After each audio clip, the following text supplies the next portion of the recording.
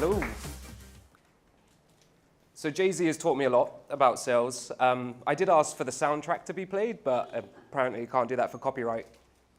But today, we're going to be talking about sales, and pipeline is the fundamental part of any sales.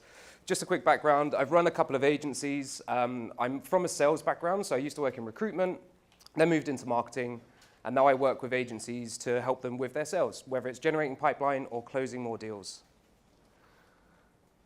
So we're going to talk about bullets, gears, and fuel. And I realize how aggressive that sounds now that I say it out loud. When I designed the slides, it didn't seem too bad. But when I talk about bullets, I'm really talking about the silver bullet. What every agency owner wants to know. How do I generate more deals? What one tactic do I need to do to guarantee that I can retire tomorrow? And often, there is no silver bullets. And what you really need are magazines of lead bullets. Lots and lots of bullets. I was in Florida giving a talk, and I couldn't use this slide in the States, so I'm glad I could use it here. Hands up if this looks familiar. This is my weekly to-do list. I've got to check in on Priscilla. She was angry with me. I had to record some videos. I had to fix Zapier. Zapier was breaking. I had to create urgency. I'm not sure how I did that. Price increase email. That was something else I had to do that day or that week. What else was there? Send emails. Record videos, which I didn't do. Figaro's is my barbershop, but also I had to write that down to make sure I remembered to do it. But you'll see in the top right, Pipeline 20. This is what really moved the needle for me in my agencies for closing more deals.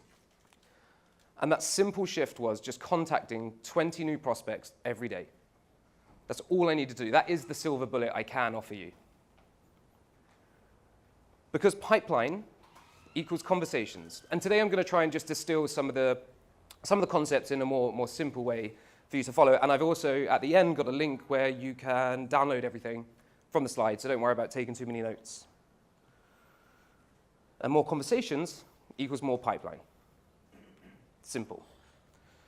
So we want to create a flywheel to generate pipeline on a consistent basis. And that's known as the pipeline generation flywheel. It has 3 parts: referrals and partnerships, some of the stuff you already know, content and LinkedIn, and outbound systems. And I recommend that you do it in this order because you want to make sure that you have your content and LinkedIn sorted before you start doing outbound.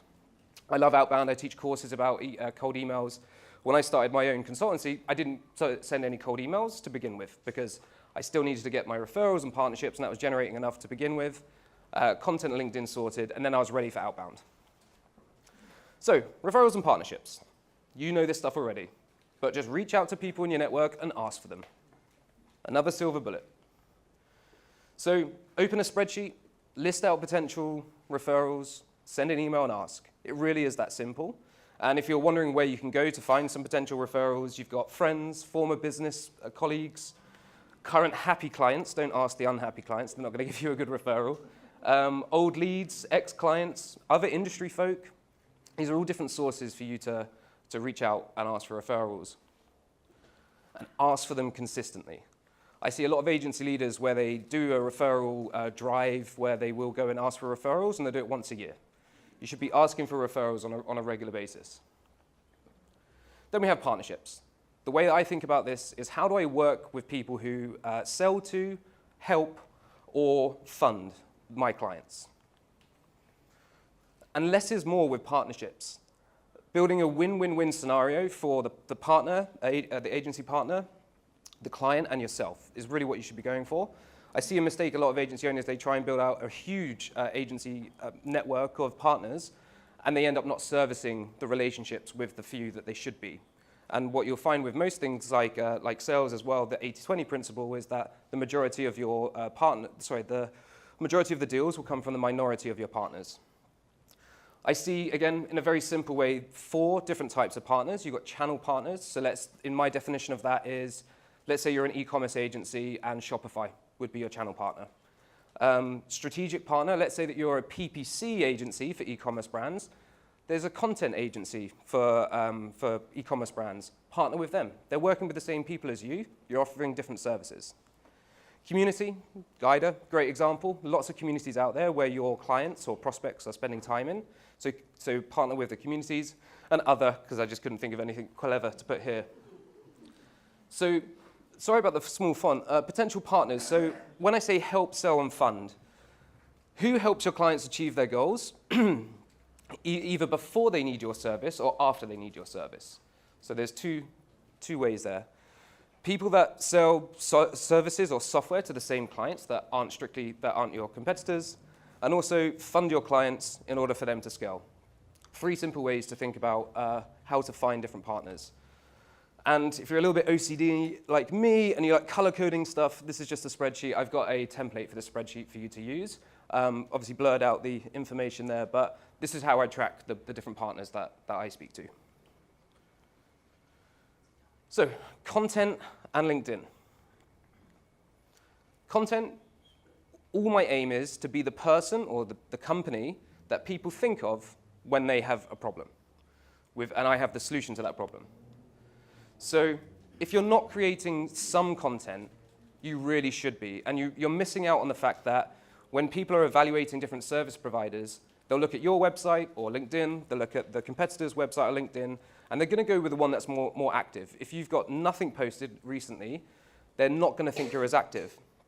And it's just like keeping up appearances. You just want to have a small amount of content going out so it doesn't look like it's a completely barren LinkedIn profile or website or blog. And there's a few different levels to content. So level 1, which is the lazy option, is just share other people's content. Level 2, share other people's content with your opinion on it. A little bit harder, but definitely better than just sharing a link to a post. Or level 3 is create original content that shares your opinions, solves the problems of your prospects, and answers common questions. So this is a blog post that I had for my agency. We were a guest booking agency. We would book people's interviews on podcasts. That's what we did. And I wrote a 7,000-word guide on how you could do it yourself. It's one of the highest intent pages on our website. I know if somebody's read that or spent time on it, they realize how fucking hard it is, and then they reach out to me and ask us to help. And that was the whole point of this post. A lot of agency owners, they really struggle with coming up with content, but you have content ideas in your head. You have it all the time. Just get in the habit of writing it down. One exercise that I take some of my clients through is to, I don't like to say imagine you're writing a book, because that scares everybody. But what I do say is open up a Google document, blank doc, and just pretend you're writing a book about the topic that your service is, or something that complements your services. So if you're a PPC agency, then there's conversion rate optimization, there's paid ad management, there's creative design. There are 3 different topics. So just imagine there's 3 different books in your head right now. Then go through and write what the chapters would be in that book. Of course, the intro, of course, the conclusion, but what would make up the rest of that book? Then what I like to do is add some subtopics under each chapter heading, and then I shut the document and I walk away.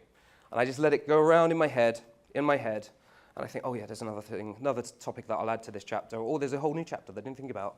And then I go back to it, and then I go through, I give it about 24 hours just to marinate, and I go back through all of the chapters, the subtopics, I delete some, I add some more in. But what that gives me is about 40 potential pieces of content that I can create now. Now that might take the form of a blog post, might take the form of a LinkedIn post. It could be a checklist, a framework, a template. Or I could do a checklist, a framework, and template for pretty much every one of those topics as well. So I've gone from no ideas to 40 ideas. Another great way to think of content is what questions do you get asked on discovery calls, qualification calls, in the conversations that you have with prospects, in the conversations that you're having today. That's all potential content. So, and I know sometimes I get criticized for making everything seem too easy. I appreciate it is a bit harder to produce the actual content, but there's plenty of places to find ideas. LinkedIn profile is your 24/7 shop window. Simply look at it like that. Turn on creator mode. I know there's some changes coming up to creator mode, but turn it on, you just get a little bit more analytics and some other kind of features. And make sure you have a good profile photo. This is quite basic stuff. Create a banner in Canva, it's free. Headline to explain who you help and how you help them. About section, share your personal journey. I put little nuggets throughout all of my stuff. There's some random facts about me in my section.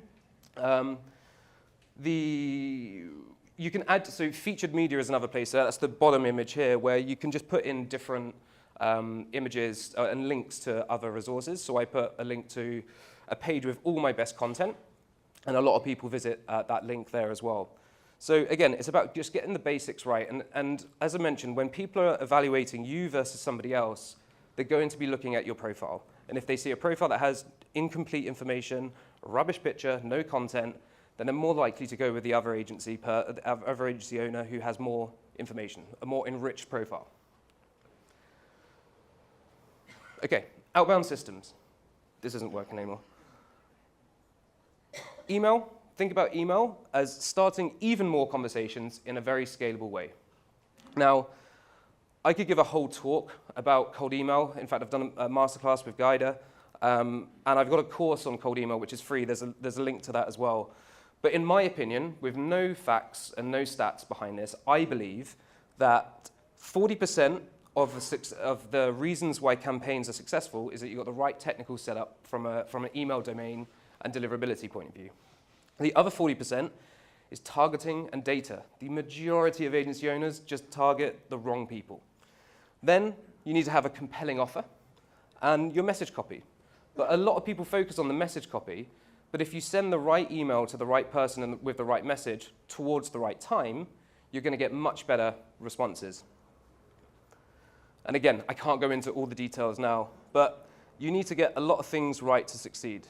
The domain and mailbox strategy, using up-to-date and clean data, targeting the right people with the right message, and optimize for deliverability. In this video course that I've created, it's about an hour's worth of content, all about building out cold email campaigns. LinkedIn outreach, another way to expand your reach and start more conversations. So again, another checklist here, build a list of prospects that match your ideal customer profile and buyer personas. Filter by your first connections, start there. Then move through the second level connections and third connections. Connect with them if you're not connected already. Again, simple stuff. Monitor new contacts that connected recently. Send messages asking if they're interested in some of the content that you've created earlier because you've gone through that exercise and started to create content. And then send the content. Follow up a week later, asking if they found the content useful, and attempt to convert to a meeting if they didn't already do so. I recommend you can only send 100 connection requests a week on LinkedIn nowadays, so max that out every week, 100 connection requests. That's why I did 20 a day, just to make it a little bit easier. But there's no limit on how many messages you can send to first connections. But I don't really want to be pissing off LinkedIn too much and seeming like a spammer, so I kind of stick to about 20 or 30 messages per day. So fuel. How do we keep this system going? So here's a checklist for you to do each week and each month. Share content via LinkedIn updates, connect with potential prospects, send DMs to those once they connected, reach out to people who can refer you on a weekly basis. Obviously, don't reach out to the same person every week, but split out the people that you reach out to. Update your existing partners and also explore new partnerships too. And add more prospects to your email campaigns on a monthly basis. Try and produce one valuable asset that you can use throughout your weekly activity. And outsource some of this to a VA once you've got the system set up. So they can connect with new prospects, send DMs, reach out to people, and do the adding of new prospects to your campaigns. This is something that I often share with agency owners when I do training for sales reps as well. It means lots of prospects who want to work with you. This is how you feel, super happy. This one prospect that you don't want to work with, but you have no choice but to say yes because you need the cash, you're not happy. So we need more conversations to create more pipeline. And that is it. I have plenty of time for Q&A. Thank you.